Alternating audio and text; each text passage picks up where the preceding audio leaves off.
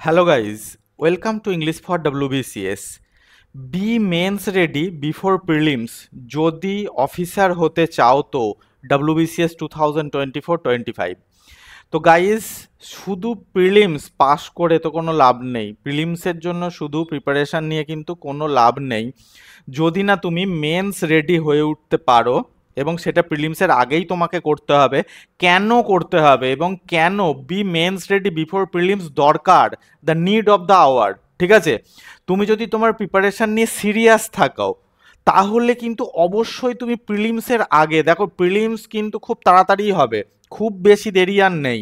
তা প্রিলিমসের আগে তোমাকে অ্যাট এনি কস্ট মেন্সের প্রিপারেশন কিন্তু মোটামুটি 75% এগিয়ে রাখতে হবে যদি অফিসার হতে চাও তো আপকামিং এক্সামে।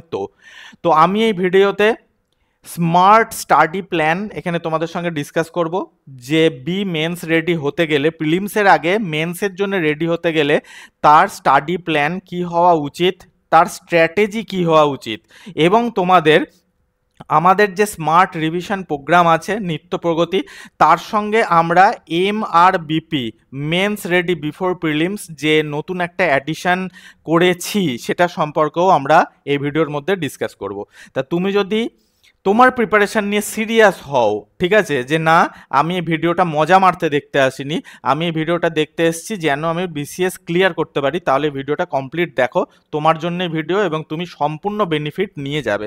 তো সবার প্রথমে তোমাকে বুঝতে হবে যে জিএস পেপারস, যেগুলো মেন্সের জিএস পেপার, সেগুলোর মধ্যে কোন কোন জিএস পেপারসগুলো MCQতে হয় এবং সেগুলো করলে প্রিলিমস হবেই হবে, একদম গ্যারান্টেড। সেটা হচ্ছে পেপার 3, পেপার 4, পেপার 5 এবং পেপার 6।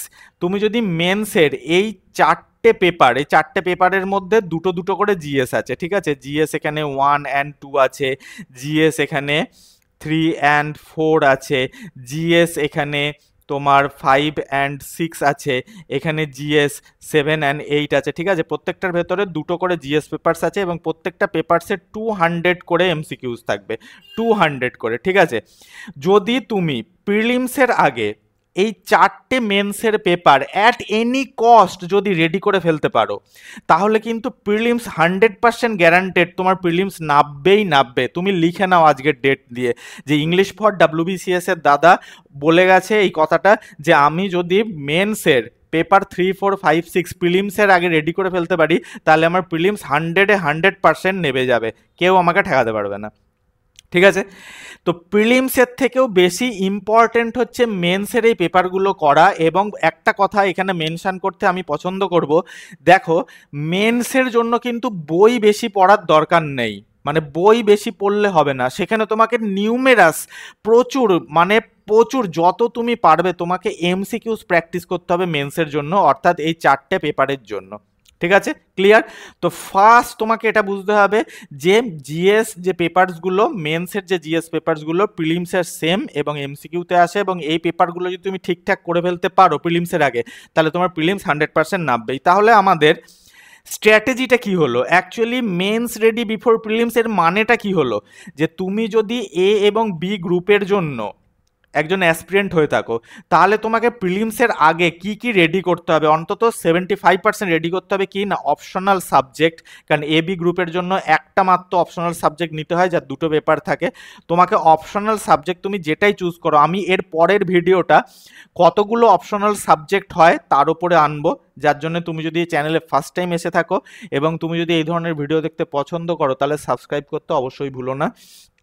এবং জিএস পেপারস মানে তোমাকে যেগুলো বলে দিলাম, যে পেপার 3 থেকে পেপার 6 তোমাকে এই চারটে পেপার প্রিলিমসের আগে তোমাকে শেষ করতে হবে, রেডি করে ফেলতে হবে যতটা সম্ভব, as much as you can, ঠিক আছে। প্রিলিমস হয়ে গেল, প্রিলিমস হয়ে যাওয়ার পর তুমি রিভিশন করো এই অপশনাল পেপারস, আর জিএস এর যে 3 to 6 তুমি যা করলে সেটা তুমি রিভিশন করো, অ্যাজ ওয়েল অ্যাজ তুমি বেঙ্গলি এবং ইংলিশ যে কম্পালসারি রাইটিং, অর্থাৎ কি না পেপার 1 এবং পেপার 2, এই দুটো রাইটিং তুমি প্রিলিমসের পরে গিয়ে করলেও হবে। A এবং B গ্রুপের জন্য এটা হচ্ছে study plan as well as strategy. এবার যদি তুমি সি এবং ডি গ্রুপের জন্য অ্যাসপিরেন্ট হয়ে থাকো, অর্থাৎ যদি তোমার অপশনাল না থাকে, কারণ সি এবং ডি গ্রুপের জন্য কোনো অপশনাল পেপার নিতে হয় না, তাহলে তুমি কি করবে, তাহলে তুমি প্রিলিমসের আগে পেপার 2টাকে রেডি করো, ইংলিশ রাইটিং যাকে বলে সেটাকে তুমি রেডি করো, আর জিএস পেপারস অর্থাৎ জিএস পেপার 3 to 6 তুমি রেডি করো প্রিলিমসের আগে। প্রিলিমসের আগে at any cost GS papers 3 to 6 যদি তুমি একবার রেডি করে ফেলতে পারো তাহলে কিন্তু প্রিলিমস তোমার নামবেই নামবে। এবার প্রিলিমস যখনই হয়ে গেল তুমি রিভিশন করো। কি রিভিশন করবে না, ইংলিশ রাইটিংটা রিভিশন করো, অ্যাজ ওয়েল অ্যাজ তুমি এই পেপারস যেগুলো তুমি পড়েছো সেগুলো তুমি রিডিং করো, তার সঙ্গে তুমি বেঙ্গলি রাইটিং করো আফটার প্রিলিমস। তাহলেই কিন্তু তোমার সি এবং ডি গ্রুপের যে কাট অফ তুমি অবশ্যই এবং খুব সহজেই কিন্তু ক্লিয়ার করে দিতে পারবে। তাহলে এই তো গেল স্টাডি প্ল্যান এবং স্ট্র্যাটেজি। এরপরে আমরা দেখব যে যারা একা একা এই কাজটা করতে পারবে না, কারণ দেখো মেন্সের যে GS paper 3 to GS paper 6 আছে সেখানে বই পড়ার থেকেও, আই রিপিট, বই পড়ার থেকেও ইম্পর্টেন্ট হচ্ছে যত পারবে তত এমসিকিউস প্র্যাকটিস করতে হবে উইথ রিভিশন স্মার্ট নোটস। তা আমাদের যে নিত্য প্রগতি প্রোগ্রাম আছে, স্মার্ট রিভিশন প্রোগ্রাম, নিত্য প্রগতি প্রোগ্রাম, সেই নিত্য প্রগতি প্রোগ্রামে আমরা প্রত্যেকটা সাবজেক্টের প্রত্যেকটা চ্যাপ্টারের স্মার্ট রিভিশন নোটস দিচ্ছি প্রিলিমস এবং মেন্সের জন্য, যেটা তোমাকে হাইলি হেল্প করবে। ঠিক আছে, চ্যাপ্টার ওয়াইজ এমসিকিউস দেওয়া হচ্ছে, চ্যাপ্টার ওয়াইজ মক টেস্ট দেওয়া হচ্ছে, চ্যাপ্টার ওয়াইজ রিভিশন কিওয়ার্ডস দেওয়া হচ্ছে, যেন তুমি বুঝতে পারো যে এই চ্যাপ্টার থেকে আমাকে কোন কোন টার্মসগুলো মনে রাখতে হবে এবং কোন কোন টার্মসগুলোর উপরে আমাকে বারবার করে রিভিশন করতে হবে। এর সঙ্গে 50 সেকশনাল মক টেস্ট দেওয়া হচ্ছে প্রিলিমস এবং মেন্সের জন্য, হাইলি ইম্পর্টেন্ট এই 50 সেকশনাল মক টেস্ট। প্রিলিমসের জন্য 10 ফুল মক টেস্ট দেওয়া হচ্ছে, তার মধ্যে একটা মক টেস্ট আপলোড হয়ে গেছে, আরেকটা মক টেস্ট হচ্ছে 30শে সেপ্টেম্বর আপলোড হবে। ঠিক আছে, এছাড়াও 42 সেটস কিউএনএ ফর মেন্স থাকছে।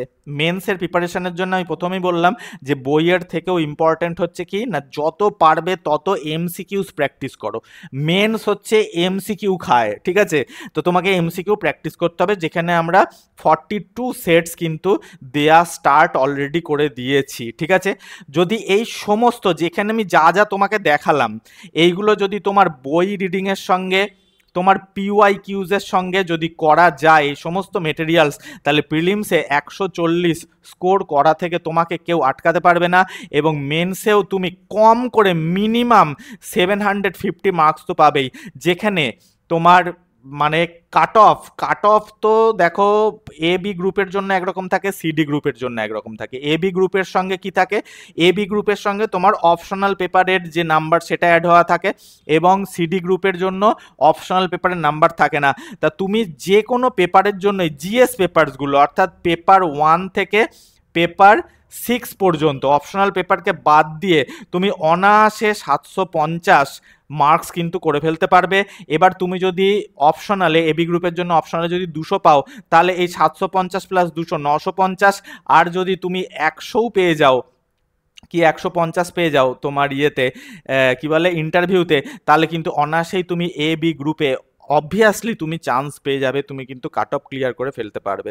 ঠিক আছে, তাহলে ডাব্লিউবিসিএস নিত্য প্রগতি প্রোগ্রামে মিনিমাম মেন স্কোর 750, সবাই এর ওপরেই পায়, অনেকে তো 850 900 পর্যন্ত স্কোর করে ফেলতে পারে যদি কেউ নিত্য প্রগতি প্রোগ্রাম জয়েন করে। ঠিক আছে, তো কারা কারা এটাই অ্যাডমিশন নিতে পারে, একদম যারা বিগিনার, যারা এর আগে কোনোদিনই এক্সামটা দেয়নি, যাদের এক্সপিরিয়েন্স একদম জিরো, যারা বারবার প্রিলিমস ক্লিয়ার করতে পারছে না, 3বার অলরেডি প্রিলিমস তারা ফেল করে ফেলেছে, এবং যারা ওয়ার্কিং প্রফেশনালস অর্থাৎ যাদের পড়ার বেশি টাইম নেই, মোটা বই পড়ার বেশি টাইম নেই, এমসিকিউ বেশি বই কিনে প্র্যাকটিস করার টাইম নেই, তারা কিন্তু এই প্রোগ্রামটা অবশ্যই জয়েন করতে পারেও, করা উচিত। হোয়াটসঅ্যাপ নাম্বার হচ্ছে এটা, যদি কেউ ইন্টারেস্টেড থাকো আমাদের সঙ্গে কন্ট্যাক্ট করে হোয়াটসঅ্যাপে মানে তুমি জিজ্ঞাসা করে নিতে পারো, আমরা তোমাকে এনরোল করিয়ে দেবো। এর টোটাল যে প্যাকেজ সেটা হচ্ছে 1499 টাকা। ঠিক আছে, এর টোটাল প্যাকেজ কস্ট হচ্ছে 1499 রুপিস, এটা ডিসকাউন্ট দিয়ে, কারণ অ্যাকচুয়ালি এর কস্ট হচ্ছে 1999 টাকা, আমরা 500 টাকা ডিসকাউন্ট এখন দিচ্ছি সবাইকে। তো থ্যাঙ্কস ফর ওয়াচিং, এই ছিল আজকে আমাদের ভিডিও, দেখা হচ্ছে নেক্সট ভিডিওতে নতুন টপিকের সাথে।